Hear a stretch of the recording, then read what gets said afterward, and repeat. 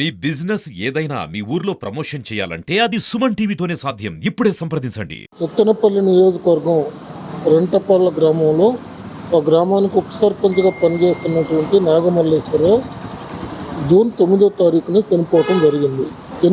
శాసనసభ ఎన్నికలు అయిపోయిన తర్వాత ఫలితాలు వచ్చినప్పటికీ గౌరవ ముఖ్యమంత్రి చంద్రబాబు నాయుడు గారు కూటమి ప్రభుత్వంలో జూన్ 12వ తారీఖున ప్రమాణ స్వీకారం చేయటం జరిగింది. అంటే అప్పటికి ప్రభుత్వం ప్రమాణ స్వీకారం చేయలేదు, ప్రభుత్వం అధికార పగ్గాలు తీసుకోవటం కూడా జరగలేదు. మరి ఆ రోజున ఆయన స్థాయిని మించి కోట్లాది రూపాయలు బెట్టింగ్లు పెట్టడం జరిగింది. మరి ఆ బెట్టింగ్లకు కారణం కూడా వైసీపీ నాయకులు తాడేపల్లి నుంచి వచ్చేటువంటి వార్తల్ని ఆధారంగా చేసుకొని మనం ఖచ్చితంగా వస్తాం, వైనాట్ 175 అని చెప్పి 175కి 175 శాసనసభ స్థానాలు గెలవబోతున్నామని చెప్పి నమ్మబలికి ఆ రోజున మరి ప్రేరేపిత హత్యగా మరి జగన్మోహన్ రెడ్డి వారి నాయకులు ప్రేరేపించినటువంటి హత్యగా మిగిలిపోయింది తప్ప తెలుగుదేశం పార్టీకి కానీ కూటమి ప్రభుత్వానికి కానీ ఎటువంటి సంబంధం లేదనే విషయం అందరికీ తెలుసు. ఆ తర్వాత ఇప్పటికీ సంవత్సరం అయింది. సంవత్సరం తర్వాత మరి ఆయన ఏదో హడావుడి చేస్తూ మరి ఆయనకేదో సానుభూతి అనే పేరుతోటి మరి ఆ ప్రాంతంలో మరి రెచ్చగొట్టాలని ఆలోచనతోటి చేస్తున్నటువంటి ప్రయత్నం తప్ప ఇది మరొకటి కాదు.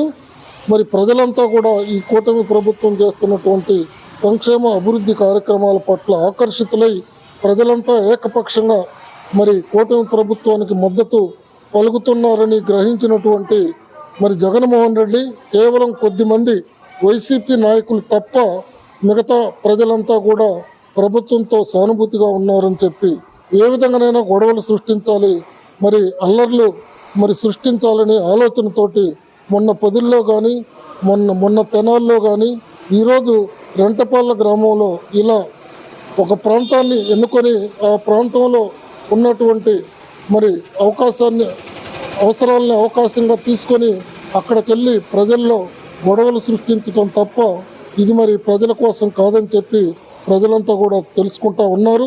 మరి పోలీసు వారు 100 మందితోటి మరి అక్కడికి వెళ్ళి పరామర్శించండి, 100 మంది క్యాన్వాయ్ మరి పర్మిషన్ ఇచ్చిన కావాలని వందలాది వాహనాలతోటి మరి 2 వీలర్ బైకులతోటి అక్కడికి వెళ్ళి మరి గొడవలు సృష్టించి పోలీసు వారి మీద మరి గొడవలు పెట్టుకొని ప్రజల్లో ఒక దుర్మార్గమైన ఆలోచనని మరి కల్పించాలి, ప్రశాంతంగా ఉన్నటువంటి ప్రాంతాలని రెచ్చగొట్టాలి, ప్రజలు మరి గ్రామాల్లో అన్నదమ్ముల్లాగా కలిసిమెలిసి జీవించేటువంటి ప్రజల్లో ఏ విధంగానైనా గొడవలు సృష్టించాలి, లేకపోతే మన పార్టీకి మనుగడ లేదు, గుర్తింపు లేదని చెప్పి చేస్తున్నటువంటి ప్రయత్నాల్లో భాగమే తప్ప మరొకటి కాదు.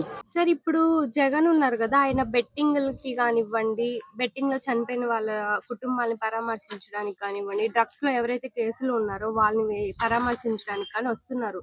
అసలు ఆయన ఎవరిని సపోర్ట్ చేస్తున్నాడు అనేసి, అంటే వాళ్ళని సపోర్ట్ చేస్తున్నాడా అనేసి కొన్ని ఆరోపణలు అయితే వస్తున్నాయి. దానిపైన అసలు మీ స్పందన? జగన్ గారి మీద చాలా విషయం చెప్పాలమ్మా. ఆయన అధికారంలో ఉన్నప్పుడు అసలు వాళ్ళు వీళ్ళు అనేది లేదు, దానికి ఒక అంతు పంతు లేకుండా ఎవరిని పడితే వాళ్ళని రోడ్ల మీద వేసుకొట్టారు. సుధాకర్ అనేటువంటి డాక్టర్ని మాస్కులు లేవయ్యా, కరోనా పెరిగిపోతుంది, మాస్కులు తెప్పియండి, మాస్కులు లేకపోతే మేము ఎలా వైద్యం చేయాలని ప్రశ్నించినందుకు పోలీసుల్ని పంపించి దుర్మార్గంగా కొట్టించి కాళ్ళు చేతులు పెడరెక్కలు విరక్కొట్టి గుండెల మీద కూర్చొని కాళ్ళు చేతులు ఎరక్కొట్టింది కాక ఇతనికి మెంటల్ వచ్చింది, మెంటల్గా ప్రవర్తిస్తున్నాడని అతన్ని పిచ్చి డాక్టర్ దేశపోయి మెంటల్ ఇంజక్షన్లు ఎక్కించి అతను చనిపోయిందాకా హాస్పిటల్లో పడేసి చచ్చిపోయేటట్టుగా చేశాడు. ఇంతకంటే పాశవికం, ఇంతకంటే దుర్మార్గం మరొకటి ఉండదు. ఇంత దుర్మార్గంగా చేసినటువంటి జగన్మోహన్ రెడ్డి గారు అక్కడ ఏదో రౌడీజం చేశారనో లేకపోతే పోలీసులను కొట్టారనో దాన్ని మేము ఆమోదించట్లే. కమ్యూనిస్టులుగా మేము పోలీసులు రోడ్ల మీద దుర్మార్గంగా కట్టేసి కొట్టడాన్ని తీవ్రంగా వ్యతిరేకిస్తాం. కానీ జగన్ గారు ఏదైతే విచిత్రంగా రోడ్ల మీదకి వచ్చి పాపం చాలా బుద్ధిమంతులు వాళ్ళని కొట్టారు అని చెప్పడాన్ని జగన్ గారికి ముందు ఇది సరిపోదు, ఆయన మాట్లాడటానికి సరిపోదు. కమ్యూనిస్టులుగా మేము చెప్పదలుచుకున్నాం, ఏ పోలీస్ అయినా సరే, రోడ్ల మీద ఏ వ్యక్తినైనా సరే చట్ట ప్రకారం చర్య తీసుకోండి, చట్ట ప్రకారం కేసు పెట్టండి, చట్ట ప్రకారం నిర్బంధించి తీసుకెళ్లి కోర్టులో పెట్టాలి. ఏ వ్యక్తినైనా నేరం చేశాడంటే కోర్టులో 24 గంటల్లో పెట్టి అతనికి కోర్టు ద్వారా వేసేటువంటి శిక్షనే అమలు చేయాలి తప్ప, కోర్టు నేను రిమాండ్ పంపిస్తే రిమాండ్కి పంపించాలి. అంతేగాని నీ నీ చేతిలో లాఠీ ఉందని, నీ చేతిలో తుపాకీ ఉందని, నీ ఇష్టారాజ్యం వచ్చినట్టుగా వాళ్ళ మీద జులుం ప్రదర్శిస్తే కమ్యూనిస్ట్ పార్టీ లాంటి మేధావులు, లేకపోతే కమ్యూనిస్ట్ పార్టీ లాంటి సంఘాలు, ప్రజా పార్టీలు ఎప్పుడు కూడా దాన్ని వ్యతిరేకిస్తాయి. ఇకపోతే జగన్మోహన్ రెడ్డి గారు ఆయన ప్రస్తావించాడు, వాళ్ళని అన్యాయంగా పాదాల మీద కొట్టారు, ఆయన పాపం చాలా బుద్ధిమంతులని. రఘురామ్ గారు ఎవరండి? Raghuramaraju. Who is Raghuramaraju? MP, member of parliament. దేశ అత్యున్నతమైనటువంటి పార్లమెంటులో ఒక అత్యుత్తమమైనటువంటి పార్లమెంట్ సభ్యుడిగా ఎన్నుకోబడినటువంటి రఘురామరాజు గారిని అడ్డగోలు కేసులు పెట్టి, ఎలాంటి సాక్ష్యాలు లేనటువంటి కేసులు పెట్టి పోలీస్ స్టేషన్లో ఇరికిచ్చి పాదాలు బ్లడ్ వచ్చేటట్టుగా కొట్టి, ఒక రోజంతా ఎవరికి దొరకకుండా, 2 రోజులంతా ఎవరికి దొరకకుండా చేసి, 3వ రోజు బ్లడ్ అవన్నీ తగ్గిన తర్వాత, మరకలన్నీ తగ్గిన తర్వాత అతన్ని తీసుకొచ్చి కోర్టులో అప్పచెబుతారు. అతనికి కోర్టులో చివరికి ఆయన బాధ చూసి రిమాండ్ విధించి మళ్ళా వెంటనే బెయిల్ ఇవ్వటం జరిగింది. ఇంతకంటే పాశవికత, ఇంతకంటే దుర్మార్గత ఉన్నదా? నీ ఎమ్మెల్సీ ఆ ఎమ్మెల్సీ డ్రైవర్ని, ఒక దళిత పేద వర్గాల అభ్యర్థి డ్రైవర్ని అతను ఏదో తప్పు చేశాడని బజార్లో చంపి డోర్ డెలివరీ చేస్తే ఆ ఎమ్మెల్సీకి ఏమిచ్చావు నువ్వు? ఏమిచ్చారు మీరు? ఆ ఎమ్మెల్సీకి బ్రహ్మాండమైన పదవి ఇచ్చి ఊరేగింపులు చేశారు నీ పార్టీ కేడర్. అతను బెయిల్ తీసుకొని బయటకు వస్తే ఊరేగింపులు చేస్తారా? నడి బజార్లో, పల్నాటి సీమలో ఎందుకు గొంతులు కోసి చంపేశారు?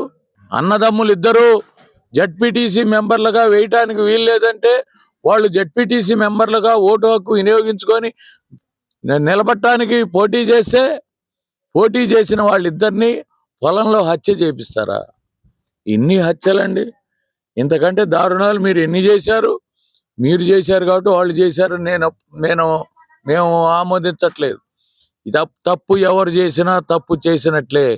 సార్ నమస్తే సార్, మీ పేరు సార్? నమస్తే మేడం, నా పేరు నర్రా కిషోర్ అండి. సార్ ఈ రోజు జగన్ సత్తెనపల్లి పర్యటనకు అయితే వచ్చారు కదా, అదేమన్నా అంటే నాగమల్లేశ్వర అయితే మరణించారు కదా, దానిపైన జగన్ పరామర్శించడానికి అయితే రావడం జరిగింది. దానిపైన మీ స్పందన ఏంటి సార్?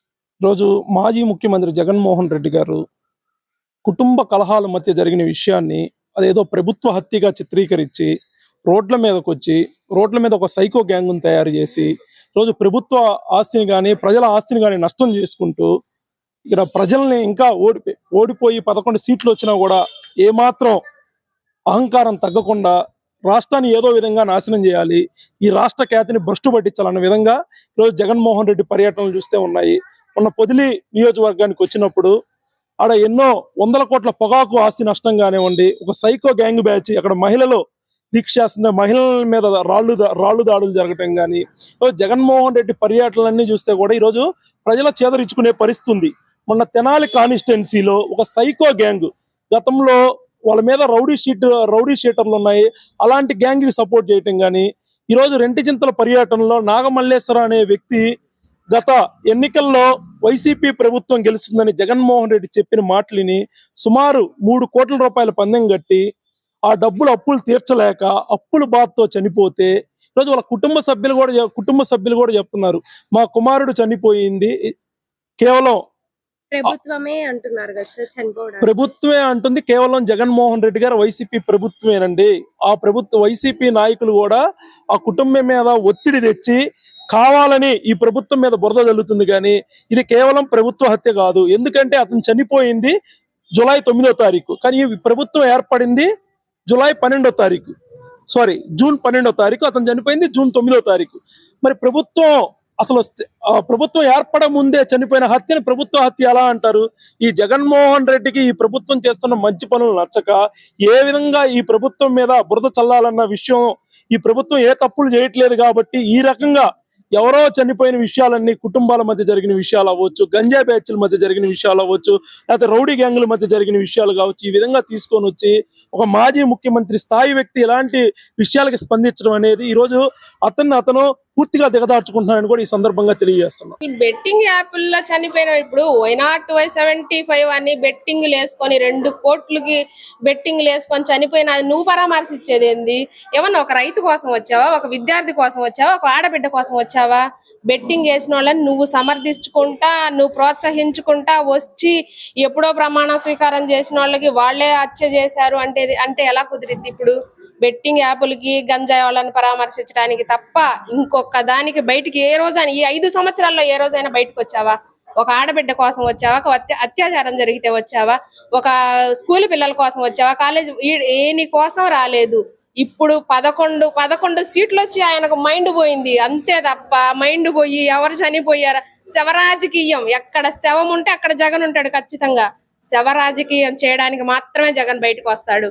జనాలకి తెలిసే ఇవన్నీ ప్రోత్సహించుకుంటా వస్తాడు. గంజాయి బ్యాచ్ ని గాని బెట్టింగ్ యాప్లు ఇవన్నీ ప్రోత్సహించే జగను. ఇది మాత్రమే అతను చేసేది. పరిపాలన అనేది వాడికి చేతగాని పని. మేడం మరి మరణించాడు కదా అలా కుటుంబానికి, అయితే ఇది ప్రభుత్వమే చేసింది అనేసి ఆరోపణలు అయితే వస్తున్నాయి. ప్రభుత్వం చేయడానికి ఇప్పుడు Y0 Y75 అని చించుకున్నారు, అందరు చూసిందే. పొలాలు అమ్ముకొని అవి అమ్ముకొని ఇవి అమ్ముకొని అతనికి ఒత్తిడి పెరిగి, అప్పుల ఒత్తిడి పెరిగి కానీ ప్రభుత్వం ఏమన్నా వచ్చి మేమన్నా చంపేశాము అంటే అసలు ఏంటి ఇది చెప్పేది? ప్రభుత్వం ఎవరికేం అవసరం? ఒకరిని చంపేంత అవకాశం అసలు ఎందుకు? ఇది బెట్టింగ్ యాప్ ఆల్రెడీ బెట్టింగ్ యాప్లు అతను వేసిందే, తెలియంది కాదు, అందరికి తెలిసిందే. అతనికి తెలుసు వాడికి ఏంటంటే శవం కావాలి, శవం ఉంటే వాడు పక్షి వాళ్ళనట్టు వాళ్తాడు అంతే, ఇంకోటి లేదు.